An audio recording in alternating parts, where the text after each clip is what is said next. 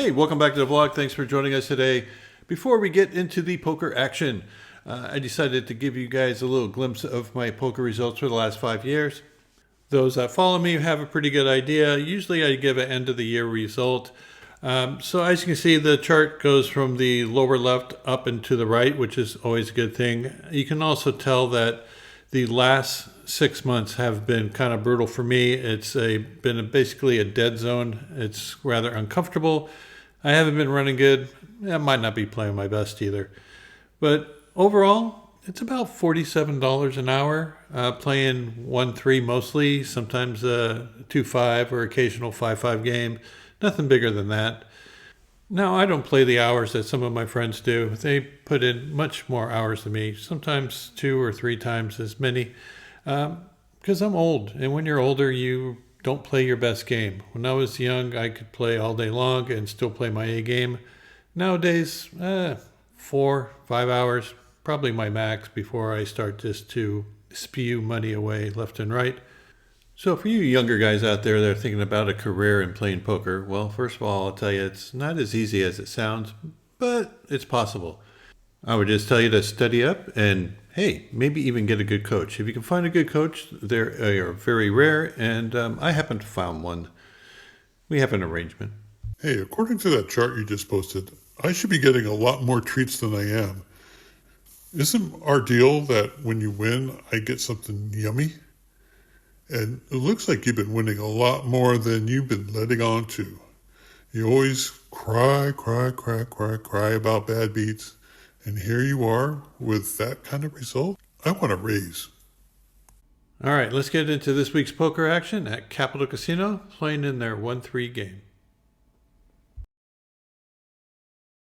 Well, we just started a new game, and it's been going for about 25 minutes. I'm on the button, and I find myself with ace-king suited after several people limp in. Of course, this is a mandatory raise in my book, so I make it $25. I end up getting, well, 4 more callers. So we're going to go 5 ways to this flop with like $126 in the center. I got a good hand. I got position. Let's see if we can get a good flop. Well, the flop comes king high. That's good. There are 2 spades out there. A little bit worrisome. Someone could have some sort of big draw. Player leads out for $60, and they have about $350 in their stack. I've seen this player lead with flush draws before, and I also seen him lead with hands like king, queen, maybe pocket threes. I think I'm just going to put in a call, see what he does on the turn. Turn card comes, well, it is a 3 of spades. So if he had pocket threes, well, he made quads. If he has king, queen, I'm still behind. And if he has a flush draw, I'm not looking good. So when he checks it over to me, I'm just going to check this back, see if I can catch a king on the end. Well, river card comes as a 2 of hearts. He fires out for $100. This feels like a flush. God, I really should find a fold here. I thought about it for a very long time. And eventually I just said, could he be doing this with just a bare king? Yeah. Would he be doing this with, say, a misdraw like Jack 10? I don't think so. But for $100, make a bad call. Well, it doesn't take long to search for revenge. Here in the very next hand, I have queen 8 of clubs. The same player raised to $10, and we end up going 6 ways to this flop with $61 in. Of course, queen 8 is not a premium hand, but hopefully we can get a premium flop. It comes 7-4 deuce with 2 clubs. So I got 2 overcards and a flush draw. Of course, my overcards aren't that big. My opponent leads out for $40. Now, as I said, he probably is raising with a pocket pair larger than the 7. So I think, say, jamming here, even though I have a lot of equity, I don't think I have a lot of fold equity. So I just put in the call, hoping to see a good card on the turn, and we get the deuce of diamonds. Not a very good card. Of course, it pairs the board, makes him more emboldened with his overpair if that's what he has.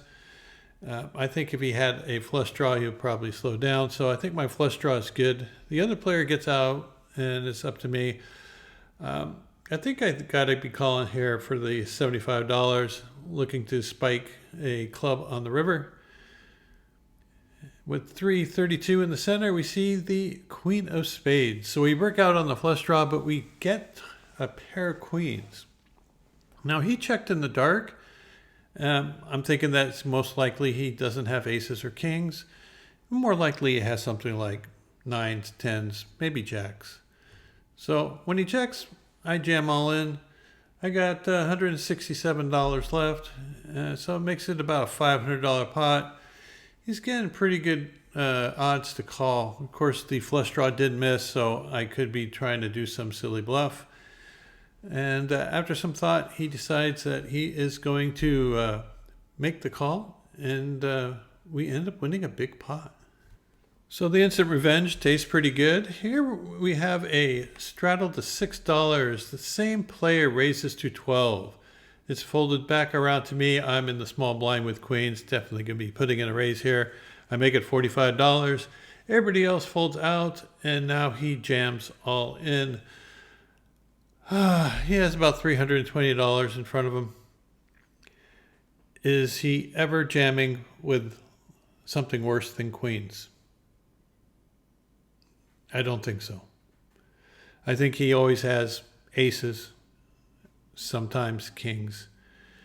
His mannerisms, his table talk, everything points to aces. And I don't think queens are very good against that range. Now, if you're playing against a really tight player and he's only jamming with aces or kings, don't play queens or jacks. It's just a fold. I then went on a long run, about 2.5 hours of just getting totally brutalized. I would flop 2 pair, somebody would flop a set, they would have a medium-sized stack and get it all in on the flop and, of course, lose to the set. I also flopped a set, lost to someone who made runner, straight flush with 8-6 offsuit. Yeah, it was pretty ugly. So I was a little bit steamed, and when I saw 10-9, I decided I was going to play this one and I was going to play it for a $15 raise. Of course, I haven't shown down a winning hand in quite some time, so I don't think my opponents feared me at all when I raised to $15. I could have probably raised to $50 and they probably would have all called me. But we're going to go, several ways, 5 ways to this flop with $79 in the center. And the flop comes out ace 9-9 rainbow. Oh, what a beautiful flop it is. Now, I think this is probably one of the driest flops you can get for someone with a 9, so I lead for $20. Of course, I think this bet sizing is a mistake. I really should be betting bigger because no one has seen me turn over a winning hand in over 2 hours, so they're not going to be folding to me. So why am I betting $20? I don't know. It's so dry. There's no draws possible. What, someone's going to take off a card with a pocket pair? No, they got an ace if they're calling. So I should be making this a larger sizing and try to get all the chips in.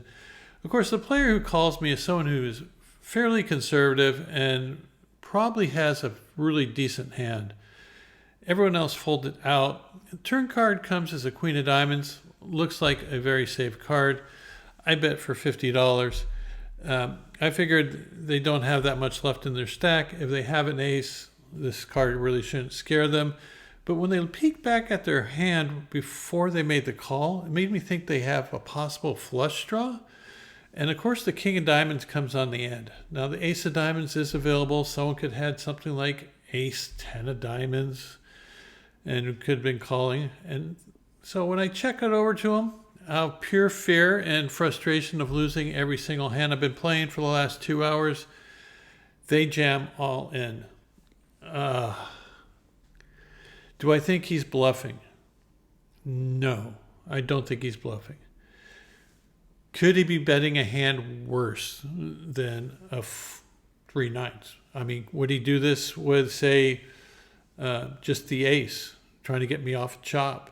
Or maybe he has ace queen or ace king. It's a tough spot. I can tell that he really likes his hand. And he can probably tell that I really don't like mine. Maybe he even has a 9. The other 9's still available. Well, eventually I come to the conclusion that if this is going to be the way I go down, then I'm just going to go down with my 3 9s. I probably should have played this more aggressively. Probably should have got the money in. I thought about folding, but I said I just don't think I can. So I told him, if you got it, you got it. Put it in the call. He does turn over ace king. So he was raising or going all in for value. And I almost folded this one. So that's when I decided it might be a good time to quit for the day. But did I quit for the day? No. That would have been the smart thing to do, but I didn't. I stuck around for another 30 minutes in an attempt to win some more money and gave a little bit of it back. So overall, I lost about $500 this day. I'm not proud of the way I played. I'm not proud of I'm not proud of the way I played. Anyway, the good thing about poker, there is always another day, and that happened the very next day. Well, I've been treading water for about an hour and a half. I'm up about $40. Here I have 6-4 suited in the small blind. Player open for 15. Player to my right put in the call. He's racking up his chips to go over to the main table in the force move game. I kind of want to get some action with him. I got a pretty good read on him. I got a pretty good flop. Comes ace 7-5 with 1 heart. So I got an open ender and a backdoor flush draw. It gets checked around to the player on the button, who bets for $35. Kind of a big sizing, but I think if I hit this, I can go ahead and bust him. And he's pretty face up with his betting from here on in. The other player also puts in the call. He has a short stack of about maybe $170. Turn card comes as a 9 of clubs, completes the open end straight, just not the one that I have. I check it. It ends up getting checked all the way around. At this point, I'm pretty sure my opponent on the button doesn't have an ace, and I'm sure the player at the other end of the table doesn't have one either. So when the ace of diamonds comes on the end, I figure I have to get a 7 to fold. That shouldn't be too hard, so I jam all in. It's about $250 effective. Now the player on my right has his chips racked up. He's standing up ready to go to the other table, so I don't think he has too much interest. And we get this one with a little bit of a bluff. About an hour later, I find myself on the button with pocket queens. There is a $7 straddle. 2 people limped in for the $7. I raised to $30 with my queens on the button. It's folded back around to the initial straddler. He looks like he wants to raise. Now, as opposed to the player from yesterday who's only raising with aces or perhaps kings, this player has a wider range and he could be raising with a whole lot of stuff, and he's a little bit steamed because he's been running kind of bad, and he could be doing this with all sorts of hands, like even as low as like ace 10 or ace jack. It doesn't have to be a big pair, but it could be. Everyone else folds out. It comes back around to me. He has about another $200 behind, and I'm thinking what's the best way to get the money in, and I think the best way is just to go ahead and jam at this point. The flop could come a little bit scary for him. Let's say he has something like pocket 10s or jacks, and that flop comes with an ace, king, or a queen in it, then he might want to shut down. So I decided to get the money in now. I stick in all in for his remaining $200-ish. He doesn't think too long before he decides to put in the call. So we're going to be going to a flop, and there's $658 in the middle, and a queen is right in the door, followed by an ace and a king of hearts. Turn card's another heart. River is a ace of spades, so we make a full house. I flip it over, and it's good. Well, the rest of the day was pretty boring after that. Not too many big pots, lots of little stuff. Ended up getting back what I lost from the previous day. So now it's on to day 3 to see if we can actually turn a profit. Well, the start of day 3 was super boring until this hand came up. This is about an hour into the session. I'm up about $20 so far. I looked down at Ace King offsuit in the low jack.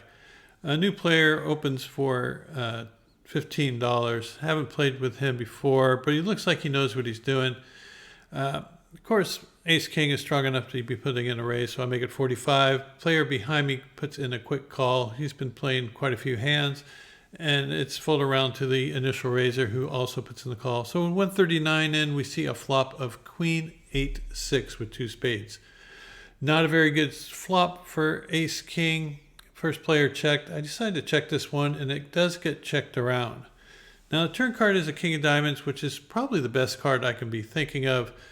And now my opponent leads out for $65. He can have a lot of possible hands here. He could have been slow playing a big hand. Maybe he has a king. Of course, I'm not going anywhere. I got top pair, top kicker. And there are still a lot of draws possible there. River card comes as 8 of clubs. I figured my opponent would slow down now because my hand looks like I have ace king. And why would he try to bluff a hand as strong as ace king? But he compiles a bet. Looks like it's $215. Oh, wow, that's a pretty big bet. He's representing that he has ace king beat at this point. What could he have? Well, initially I thought he might have a hand like king queen. That's a hand that he would play this way. He might have a hand like pocket 8s, pocket 6s. I can see him playing those this way. But there are a lot of missed draws. There's like a lot of missed flush draws. There's a lot of missed straight draws. A lot of missed combo draws. He doesn't have like top pair in the flush draw because I have the king of spades. It just doesn't make sense. He has too many possible bluffs and not as many possible value. So I put in the call. He does show that he had 6-4 of spades for a bottom pair and a flush draw. I'm glad I didn't bet that flop because I probably would have been check raised and I would have been forced to fold. So sometimes checking back the flop when you have the lead works out. I'm in the big blind with ace queen suited. There is a limp for $3, a raise to 13. A couple people call for the 13 and it comes back around to me. Now, often I was squeezed with ace queen, but when it's multi-way like this, sometimes I like to just call with my suited big cards like ace queen of diamonds, ace jack of diamonds, instead of trying to put in a squeeze. So I decided to call this time. As I said, I would much rather squeeze with, say, ace queen offsuit than with ace queen suited. So with $66 in the center, we see a flop of queen, jack, 6 with 2 hearts. No diamonds out there, but that's okay. I got top pair, top kicker. I check, looking for a check raise opportunity, but it gets checked all the way around. Pretty sure my queen is by far the best, and a blank 2 of spades comes on the turn. Time to get some value. Gonna have to bet my own hand. Make it $45, just trying to get a crying call from someone with maybe a weak queen, a jack, or perhaps some sort of straight or flush draw. I do get one caller. The rest of the table ends up folding out, so it's just going to be the 2 of us here with 156 in the middle. 5 of clubs, I consider a complete blank. Shouldn't bring in anything. I'm thinking that maybe they have a queen or a jack. How much would second pair call? I figured about $80. I can probably go bigger because obviously he thinks I am just full of it and he puts in a quick call. I showed my queen and it's good. Well, this next hand happened so fast I didn't have a chance to turn on my camera. It's folded around to the player on the button. He puts in a raise to $35. Of course, I got ace king. He has a short stack. I'm going to stick it all in there. Put in a raise. He calls all in. We have ace king offsuit against ace king suited. I have 2 flush draws. He only has 1. Flop comes with one of his diamonds out there. So he needs a runner to beat me. Turn card, unfortunately, is a diamond. So now we have a sweat. And river card comes, and it's a blank. So we end up chopping this one up. Well, the game starts to slow down a bit after this. I pick up a pair of queens, open for a raise, and get a walk. So not too much action there. A little later, we pick up ace king suited, open for a raise, got 2 callers, but when the flop comes ace high, no action after that. So decided it's time to pack it up and head on home. Hey, thanks for making it to the end of the video. For the week, we ended up winning $485. Not bad considering how poorly I played that first day and how frustrating that first day was.